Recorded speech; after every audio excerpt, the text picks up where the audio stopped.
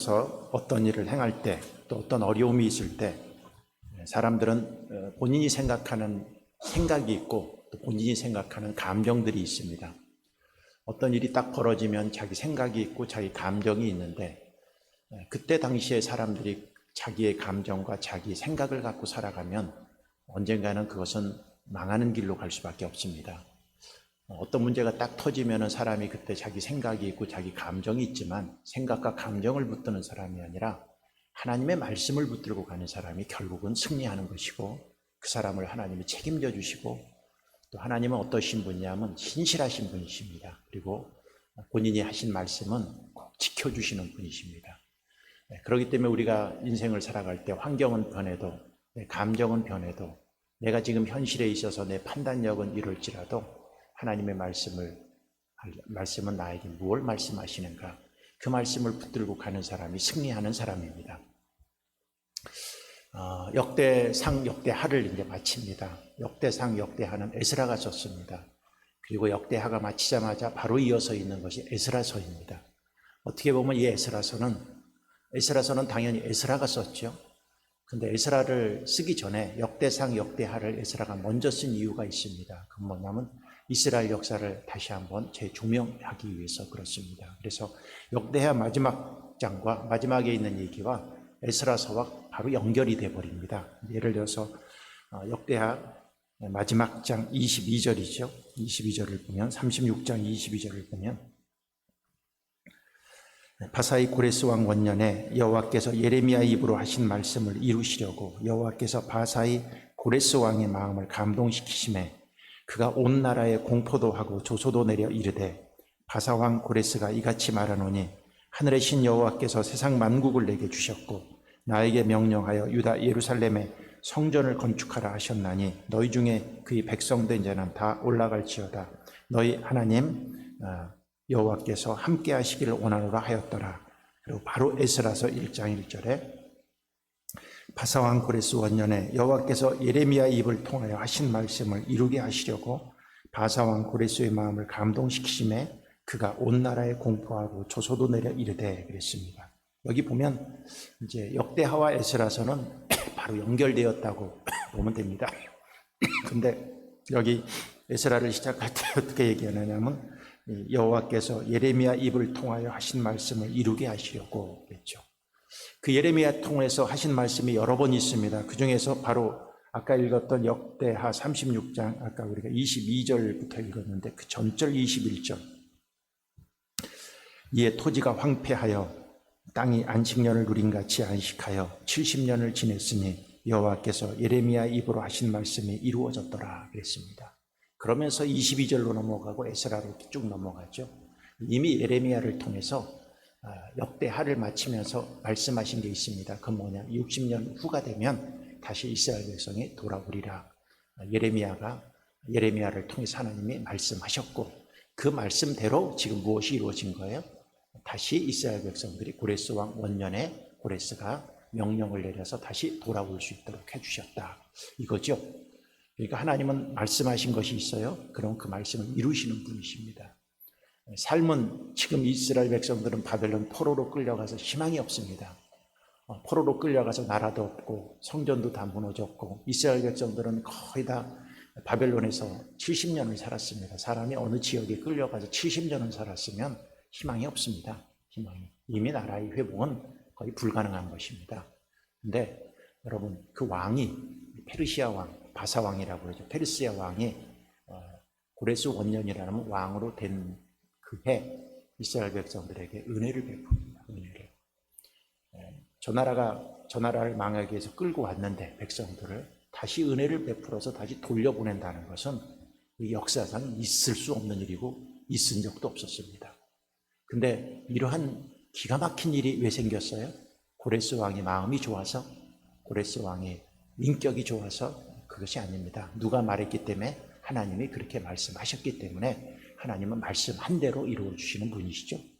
그래서 여러분들도 신앙생활을 할 때 삶에 여러 가지 많은 문제들이 있고 많은 감정들이 생길 수도 있지만은 감정을 붙들고 가지 마세요. 생각을 붙들고 가지 마세요. 그렇죠? 변치 않는 것은 뭐예요? 하나님의 말씀이에요. 그러니까 그런 상황과 환경 속에서 우리가 막 감정과 생각을 갖고 끌려갈 때 그때 하나님이 주시는 감동적인 말씀들이 있을 거예요. 새벽에 나와서 들었던 말씀이든지 여러분이 성경을 읽다가 들었던 말씀이든지 주일날 주셨던 말씀이라든지 어쨌든 간에 여러분들이 그 상황 속에서 하나님이 여러분들에게 주시는 그 말씀이 무엇인가 그걸 붙들고 가는 거예요. 그랬을 때 감정과 말씀이 부딪힙니다 반드시.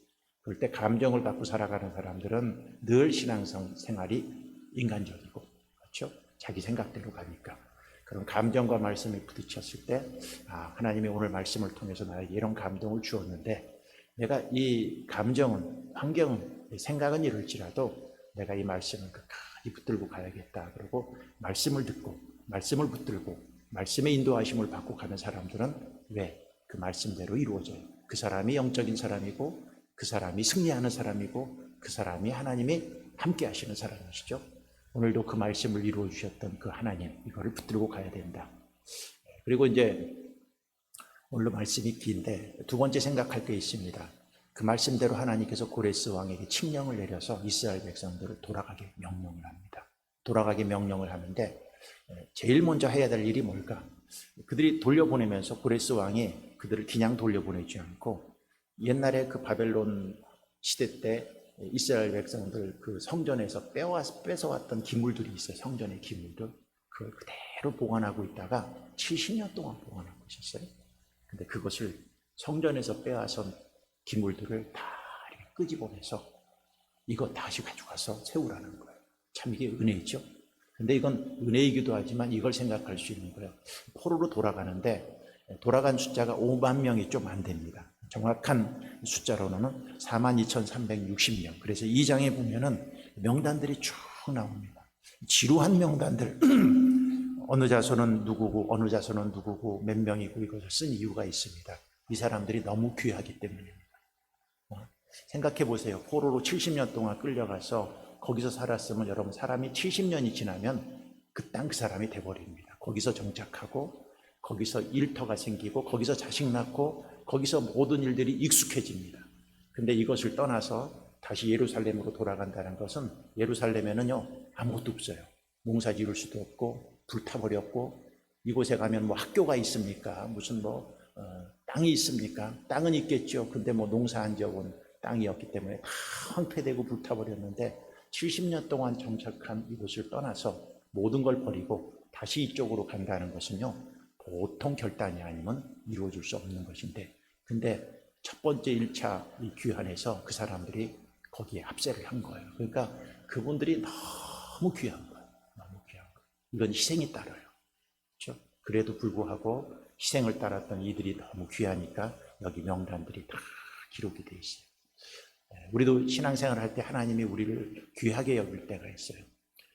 자기 삶의 터전이 있고 먹고 살 수 있는 환경이 있고 여러 가지 많은 내가 살아야 되는 삶의 어떤 익숙한 환경이 있는데 어떨 때 하나님께서 이스라엘 백성들을 다시 돌아가게 하는 이 위대한 명령이 있을 때 그 모든 것들을 포기해버리고 희생하고 민족을 세우고 성전을 세우기 위해서 하나님 앞에 결단하고 떠난 이 사람들의 희생 여러분 귀해요? 귀하지 않아요? 귀합니다. 하나님은 지금도 마찬가지입니다. 우리가 살고 있는 삶의 여러 가지 많은 환경도 있고 지금까지 우리에게 이루어온 삶의 터전도 있는데 오늘 하나님께서 나에게 어떤 감동을 주고 은혜를 주고 하나님 나라를 위해서 하나님의 성전을 위해서 하나님의 백성들을 위해서 무엇인가 감동을 주었을 때 그런 것들을 다 희생하고 뭔가 결단하고 무엇인가 헌신하기 시작하는 이것 하나님은 굉장히 귀하게 여겨요. 그래서 이 장에 그 사람들 이름을 다 기록했습니다. 너무 귀하기 때문에. 그럼 이들이 돌아와서 제일 먼저 한 일이 뭘까 하는 것입니다. 이 돌아온 명단 속에서 아주 감동적인 것이 있습니다. 그것이 뭐냐면은 제사장들이 있습니다. 제사장. 아까 그 돌아왔던 명단에 있어서 1차 귀환자 명단이 42,360명인데 그 중에서 10분의 1, 44,300명이 누구냐면 제사장들입니다. 제사장들. 레위인들이 있어요. 레위인들이 있는데 레위인들은 341명밖에 안 들어왔습니다. 레위인들은. 제사장만 몇 명이 들어왔어요? 4,300명이 들어왔습니다. 11조를 딱 띄었습니다. 정확히 거의 11조를 딱 띄었습니다. 그 사람들이 제사장들이 솔선수범해서 돌아왔어요. 그럼 제사장들을 하나님이 솔선수범해서 돌아오게 한 이유가 뭘까요? 돌아와서 제일 먼저 할 일이 무엇이라는 거예요? 성전을 다시 세우는 것입니다. 그래서 돌아와서 족장들이 있습니다. 그러니까 족장들 중에 어떤 사람이 성전부터 짓자. 성전부터. 그리고 그 사람들이 솔선수범해서 헌금을 합니다. 그 지도자들이죠. 지도자들이 와서 자기네 집 쌓아야 되고 집도 지어야 되고 자기네 농사 지을 수 있는 땅도 일궈야 되고 여러 가지 학교도 세워야 되고 뭐 이런 가지 있잖아요. 그렇지 않습니다. 그들이 솔선수범해서 제일 먼저 한 일이 뭘까요? 와서 하나님 앞에 제사 드리고 번제 드리고 그 다음에 성전을 짓자. 그래서 그들이 헌금을 자발적으로 다 냅니다.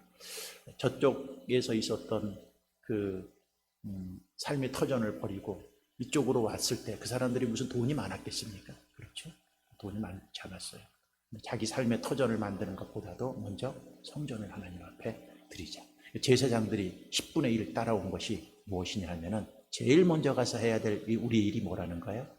성전을 세우는 일이다. 그래서 그들이요 헌금을 해서 솔선수범해서 성전 기공식을 합니다. 성전 기공식을 할 때 너무 그들이 감격했어요.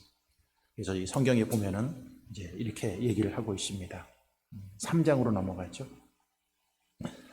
3장 11절에 보면